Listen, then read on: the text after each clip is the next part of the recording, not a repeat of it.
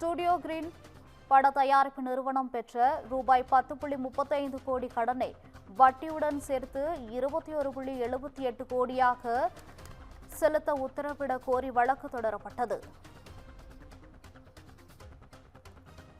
மீதமுள்ள கடன் தொகையையும் செலுத்தினால் படத்தை பொங்கலுக்கு வெளியிடலாம் என சென்னை உயர்நீதிமன்றம் தெரிவித்துள்ளது.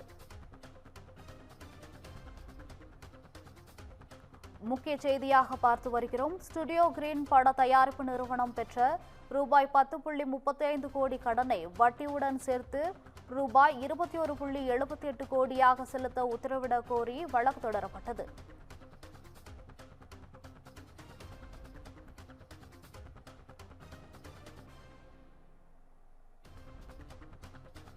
வாவாத்தியார் பட விவகாரத்தில் தயாரிப்பாளர் ஞானவேல் ராஜா கடன் தொகையில் 3.75 கோடியை திருப்பி செலுத்தியுள்ளார். இது குறித்தான கூடுதல் தகவலுடன் இணைகிறார் எமது செய்தியாளர் சிவகுமார் அவர்கள். வணக்கம் சிவகுமார், கூடுதல் தகவல்களை தரலாம். வாவாத்தியார் பட விவகாரத்துல தயாரிப்பாளர் ஞானவேல் ராஜா 3.75 கோடி முன்பணம் செலுத்தியிருக்கும் நிலையில மீதமுள்ள கடன் தொகையை செலுத்தினா படத்தை பொங்கலுக்கு வெளியிடலாம் அப்படின்னு சொல்லி அனுமதி அளித்து சென்னை உயர்நீதிமன்றம் தற்போது உத்தரவிட்டிருக்கு.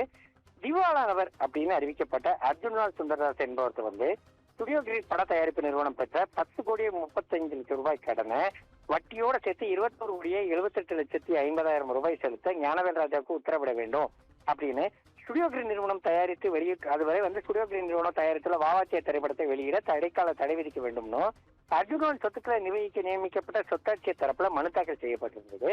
இந்த மனுவை விசாரித்த சென்னை உயர்நீதிமன்றம் பணத்தை திரும்ப செலுத்தும் வர வாவாத்தியார் படத்தை வெளியிடக்கூடாது அப்படின்னு சொல்லி தடை விதித்து உத்தரவிட்டிருந்தாங்க. இந்நிலையில இந்த வழக்கானது நீதிபதி எஸ் எம் சுப்பிரமணியம் தலைமையில அமர்வுல விசாரணைக்கு வந்தபோது ஸ்டுடியோ கிரீன் தரப்புல 3.75 டிடியை பட தயாரிப்பு நிறுவனம் நீதிமன்றத்துல செலுத்திச்சு. இதையடுத்து மீதி தொகையையும் செலுத்தினால் படத்தை பொங்கல் ரிலீஸ் செய்து கொள்ளலாம் அப்படின்னு சொல்லி நீதிபதிகள் அனுமதி அளித்து உத்தரவிட்டிருக்கிறாங்க.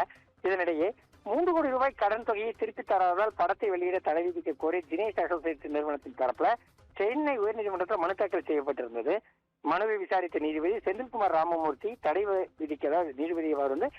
விதிக்க மறுத்து மனுவுக்கு பதிலளிக்கும்படி ஞானவேல் ராஜாவுக்கு உத்தரவிட்டு தற்போது விசாரணையை தள்ளி வச்சிருக்கிறாங்க.